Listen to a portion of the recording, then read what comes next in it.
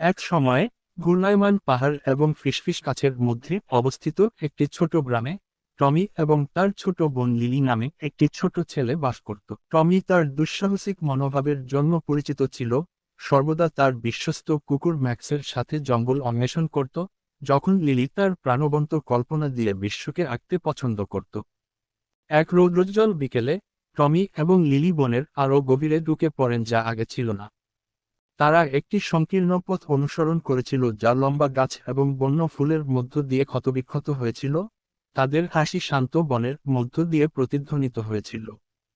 হঠাৎ তারা একটি ঝকঝকে পুকুর সহ একটি পরিষ্কারের উপর হোঁচট খেয়েছিল, সে পিছলে পড়ে গেল। একটি চূড়ান্ত টাক দিয়ে তিনি তাকে নিরাপদে টেনে নিয়ে যান। কাশি আর ছটফট করতে করতে টমি লিলিকে শক্ত করে জড়িয়ে ধরল।